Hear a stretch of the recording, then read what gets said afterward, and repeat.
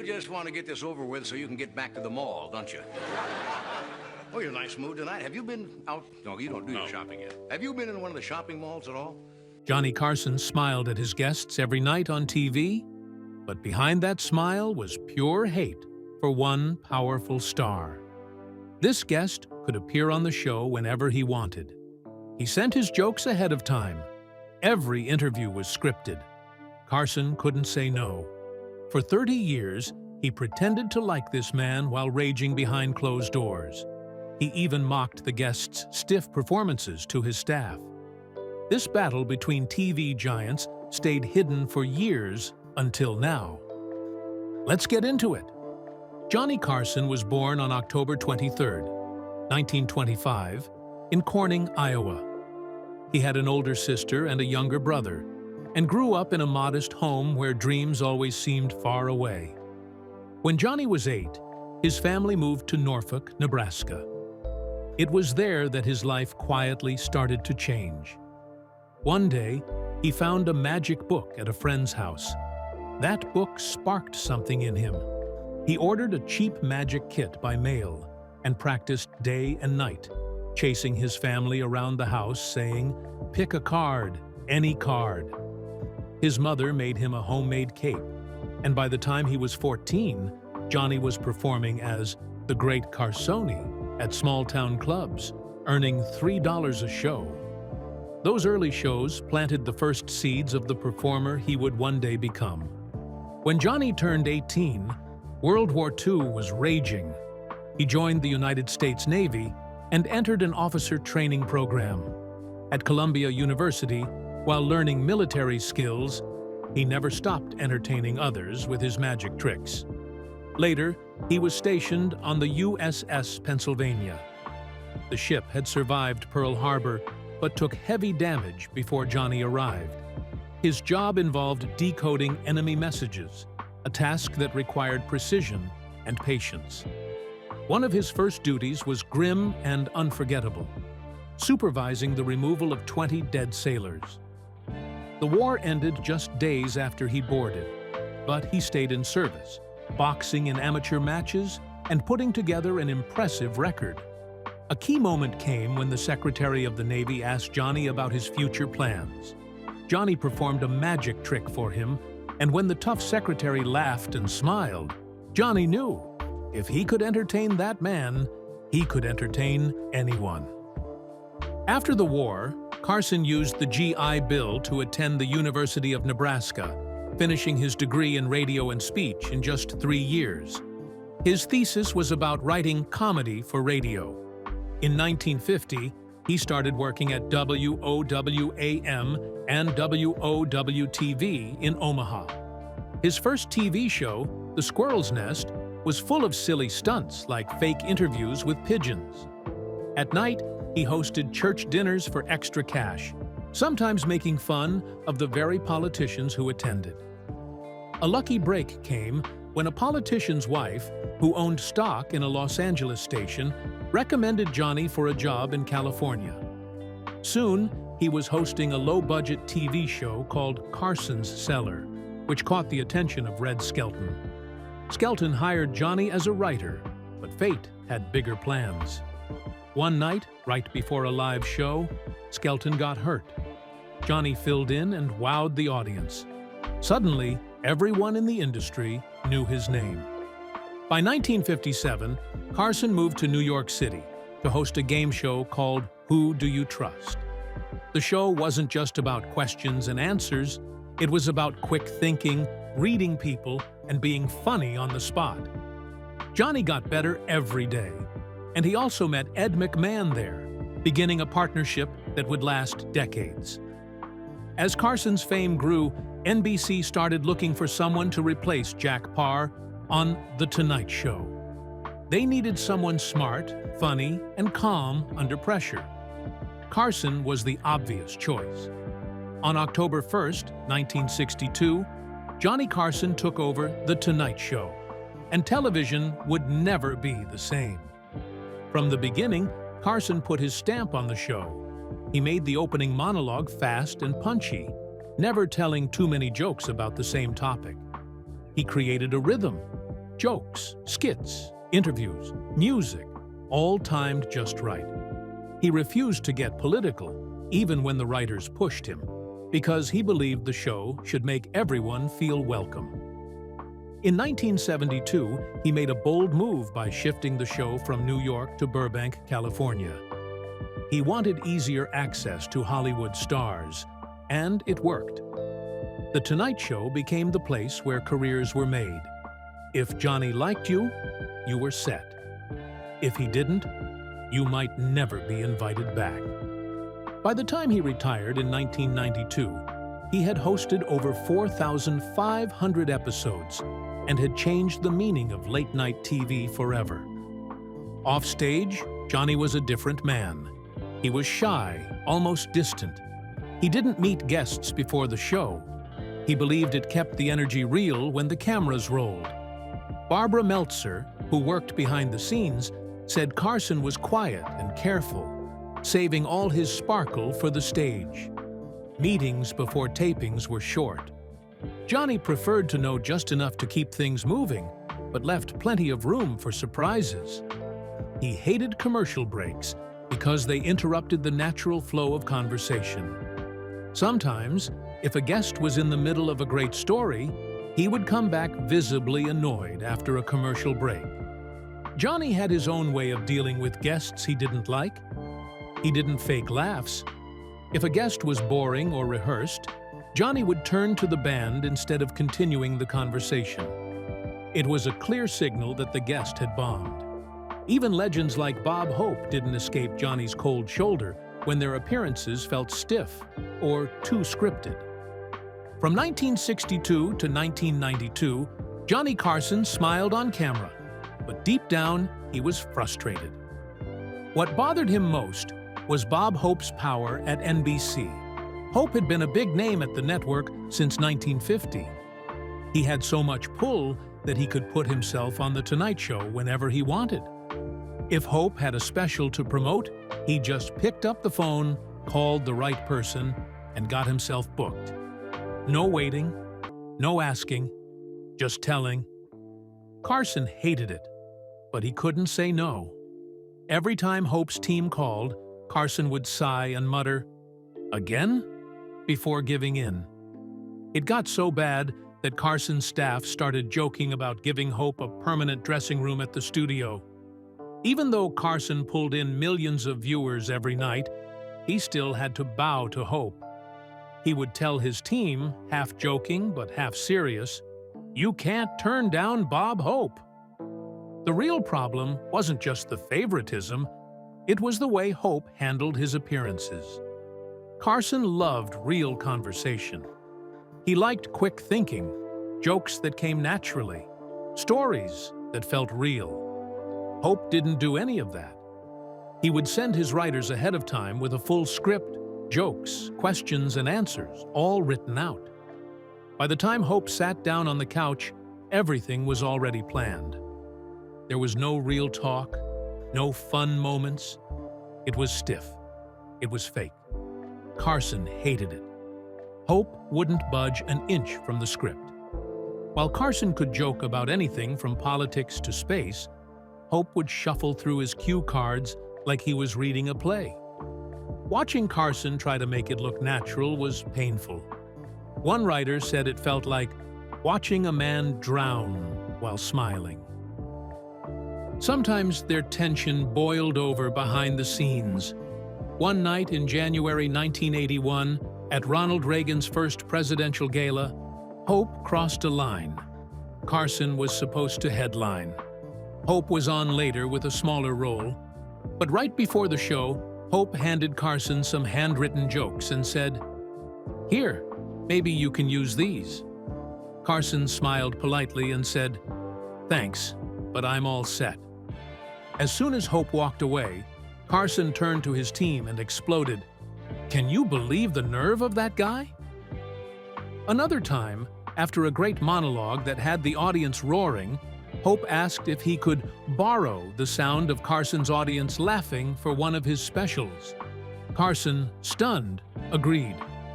Weeks later, Carson was watching TV with friends and said he could hear Ed McMahon's laugh helping Hope's bad jokes sound better. Carson told that story for years afterward, half laughing, half furious. Their rivalry wasn't just about personal slights. It was a battle between the old and the new. Hope stood for the old NBC, the radio days, the 1950s. Carson was the new king, bringing fresh comedy and a cooler style. When Carson moved The Tonight Show from New York to Burbank, he had to use a studio that had been built for Hope, a $3 million project back in the 50s. Even though it was Carson's show now, the studio was still considered Hope's whenever he wanted it. Hope's specials always got better promotion too. NBC would advertise them during The Tonight Show, but they never returned the favor when Carson had his own specials. No matter how high Carson's ratings climbed, NBC executives still treated Hope like the real star. And Carson knew it. That sting never really went away. In private, Carson didn't hide how he felt. When Hope got older and started messing up live appearances, struggling with hearing aids, missing cues, reading the wrong lines, Carson would joke darkly with his team. "If I ever end up like that," he once said during a break, "I want you guys to shoot me." It wasn't just one bad night either. He repeated that feeling over and over in private conversations. At home, Carson would sometimes do cruel impressions of Hope fumbling through cue cards. Staffers called it the Hope Shuffle. It hurt Carson to see what Hope had become, but it scared him even more. Watching Hope cling to the spotlight made Carson swear he'd never let himself grow old on TV. That's one big reason why Carson chose to retire while he was still on top in 1992. The pattern of broken friendships didn't end with Hope. Joan Rivers was another painful chapter. In the beginning, Carson had discovered her. She had bombed on The Tonight Show years earlier under Jack Paar. Her career was almost dead, but Carson saw something in her. He booked her, cheered her on, and called her a star on live TV. She became one of the show's most popular guest hosts, even becoming Carson's regular substitute by 1983. Rivers always said Carson was the one who gave her a career. Then came the betrayal. In 1986, the brand new Fox network offered Rivers her own late-night show, directly against Carson's time slot. They even promised to hire her husband as the producer. Rivers didn't tell Carson. She was scared. She worried the deal would fall through. She also knew NBC hadn't treated her fairly, offering her only one-year contracts while Carson got 2. Worse, she had found out that NBC didn't even consider her as a possible successor to Carson. When the news finally broke, Carson didn't hear it from Rivers. He read it in the trades. She tried to call him, but it was too late. He slammed the phone down and never spoke to her again. Carson banned Rivers from The Tonight Show for life. Unlike other comedians who left or started rival shows, Rivers got no friendly goodbye, no best wishes, nothing. He wiped her out of the show's history. And he made it clear to others too. Any celebrity who went on Rivers' new show would not be welcome back on Carson's couch. The warning worked. Rivers' show struggled. Stations dropped it. Sponsors backed away. Less than a year later, Fox fired Rivers. Just months after that, her husband, Edgar, took his own life. Rivers' dream of breaking through in late night ended in disaster. She spent the next 2 decades trying to patch things up with Carson. She even walked up to him in restaurants to say hello. He refused to even look at her. She was heartbroken. When Carson died in 2005, Rivers still spoke kindly of him, but she admitted she believed part of his anger came from the fact she was a woman, and women weren't supposed to leave the men who made them. It wasn't until 2014, almost 30 years later, that Joan Rivers finally stepped back onto The Tonight Show stage during Jimmy Fallon's first episode. She called it emotional. It was her victory lap.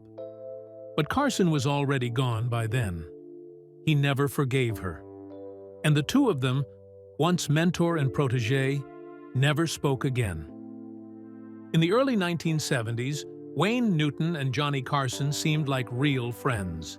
Newton, known as Mr. Las Vegas, appeared on The Tonight Show more than 30 times.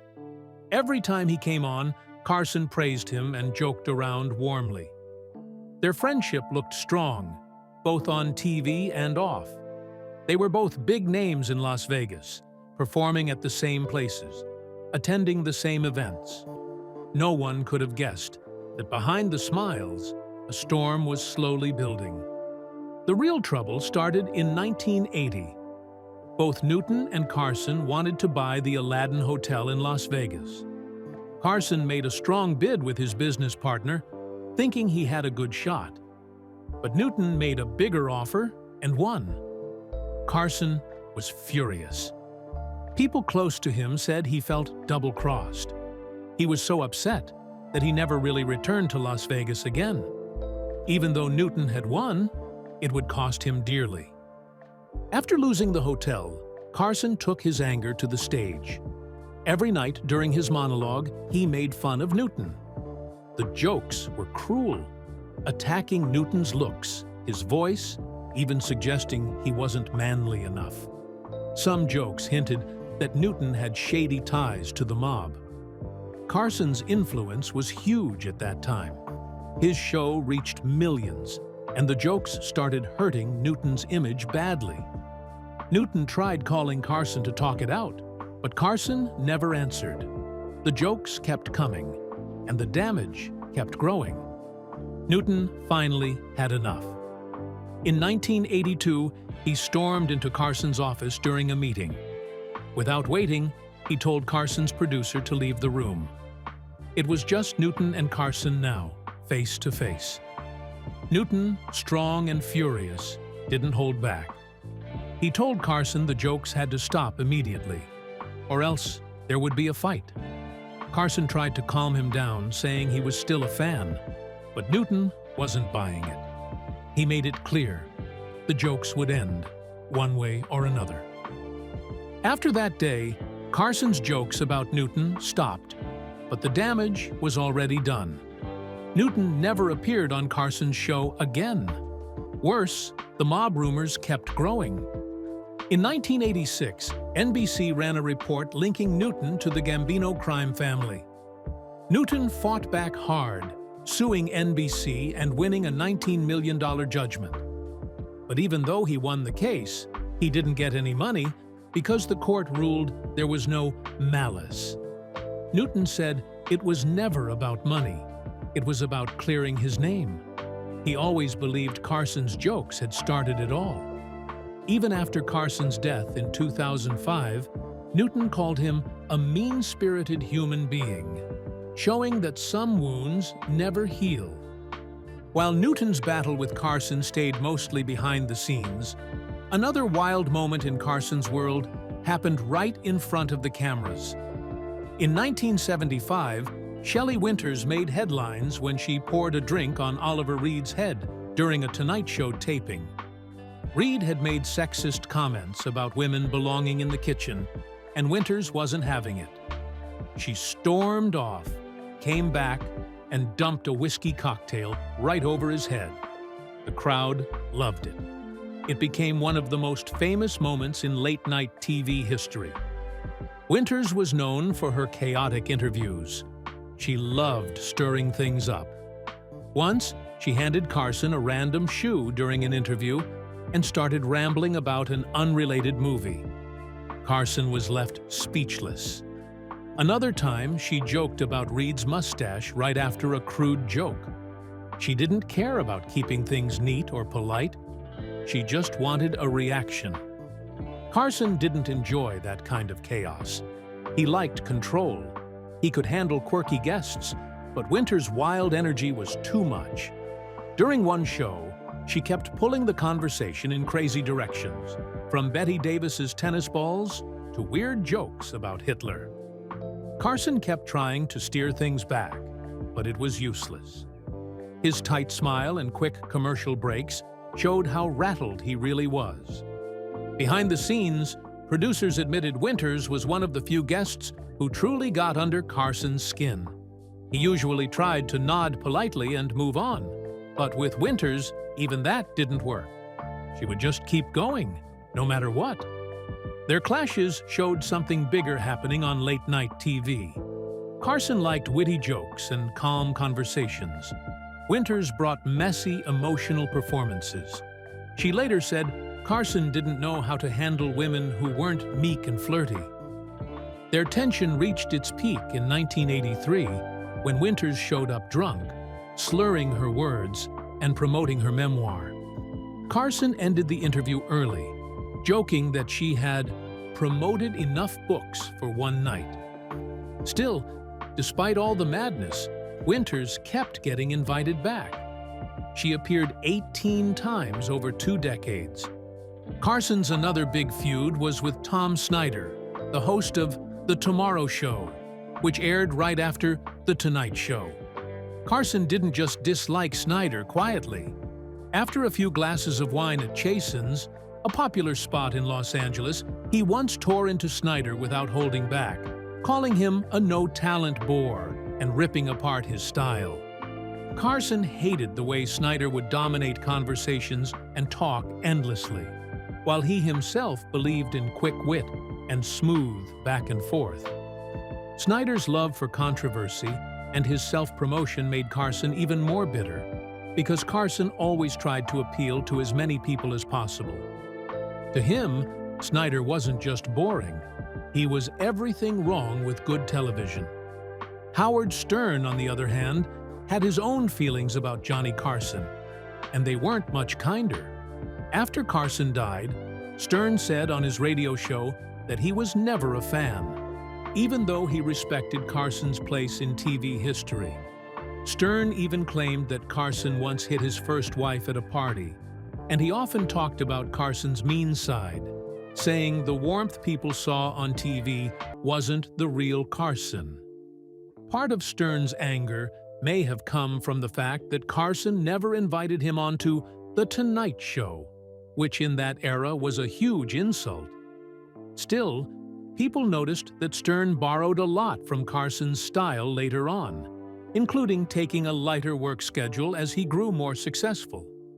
Then there was Chevy Chase. For years, Carson and Chase played poker together, but there was always an edge between them. Chase made it worse by publicly mocking the idea of hosting a show like The Tonight Show, saying he would never chain himself to one thing like that. Carson, who rarely let insults slide, got his revenge in a way only he could, once saying, Chase couldn't ad-lib a fart after a baked bean dinner. When Chase finally got his own late-night show in 1993, he didn't ask Carson for advice. Carson didn't hide his feelings either. He told the press that Chase didn't look comfortable on TV and that he didn't think Chase had any idea how hard the job really was. Carson was right. Chase's show collapsed after just 6 weeks. Even on live TV, when Chase and Richard Pryor appeared on Carson's show together, the tension was so thick you could feel it through the screen. When it came to guests, Carson had little patience for those who brought pre-scripted material and refused to engage naturally. Bob Hope was famous for doing that, bringing overlong, clumsy highlight reels that left Carson frustrated. Carson didn't like being reduced to a prop who just set up jokes. Frank Sinatra Jr., who came off as stiff and overly rehearsed, likely irritated Carson the same way. Carson loved real conversation, not performances. Behind the camera, Carson's personal life was even more complicated. He was married 4 times, and none of his first 3 marriages were happy. His first wife, Jody Wolcott, partied openly and flirted with other men, fueling Carson's jealousy until they finally divorced in 1963. His second wife, Joanne Copeland, said he had tremendous anger about women and that he would sometimes wake her up by ripping the sheets off the bed. yelling about how hard he worked while she slept. His third marriage to Joanna Holland was filled with fear during Carson's darkest drinking phases. Carson ended up paying heavily for all these breakups, including a jaw-dropping $35 million settlement and a lifetime of monthly payments to one ex-wife. Only when he married Alexis Maas at age 61 did he finally seem to find peace. Still, Carson joked bitterly that taking marriage advice from him would be like getting navigation lessons from the captain of the Titanic. The worst blow of his life came in 1991 when his son Richard, just 39 years old, died in a terrible car accident after his vehicle plunged down a steep embankment. Richard had been taking photos of the coastline when it happened. When Carson returned to The Tonight Show, he was visibly broken. Fighting back tears, he showed personal photos of his son and thanked the audience for their kindness. He said the only picture newspapers had used was Richard's driver's license photo, and he wanted people to see who his son really was. Carson's grief exposed something that had been hidden for years: his deep regret over his distant relationship with his three sons. Despite being the most famous TV host in America, Carson was painfully private. Even close friends said he was deeply uncomfortable in social settings. Dick Cavett once said he had never met anyone as shy in real life as Carson. Carson would sometimes use magic tricks as a shield at parties, something he had done since childhood. He hated interviews so much that he used to hand journalists little cards with pre-written answers like yes, no, and kumquats. When a filmmaker spent 15 years asking Carson for permission to make a documentary about him, Carson always said no, believing The Tonight Show should speak for itself. Carson's drinking was another hidden storm. He admitted that alcohol turned him from a fun-loving guy into someone cold, angry, and sometimes violent. His second wife called living with him a nightmare, and friends said his mood could swing from charming to vicious in seconds. Part of Carson's drinking, they believed, came from his strained relationship with his emotionally distant mother, who never showed pride in him. Even with all his fame and fortune, some said Carson was one of the unhappiest people they had ever met. When Carson retired in 1992, he didn't drag it out. He knew he wanted to leave while he was still at the top. He announced it a year in advance and said goodbye in a simple, heartfelt way. After his final show, he disappeared almost completely from public life. With Alexis Maas by his side, he spent his days traveling, learning Swahili for safaris, and enjoying private dinners with a small circle of friends. Carson didn't miss the spotlight. He had always been a private man, and now he could finally live that way. The night of his final Tonight Show became television history. Instead of having a big lineup of celebrity guests, Carson kept it quiet and personal. Over 55 million people tuned in. The most emotional moment came the night before, when Bette Midler sang "One for My Baby," and Carson teared up, a rare moment of vulnerability captured forever on camera. On his last night, sitting alone on a stool, he thanked his audience with a breaking voice, saying he had been lucky to do what he loved. He ended with a simple, heartfelt goodbye. I bid you a very heartfelt good night. Johnny Carson had ruled late-night TV for 30 years, but when he left for good. Behind the jokes and the fame was a man who battled loneliness, anger, and loss, and who, even at the end, stayed a mystery to the world that loved him.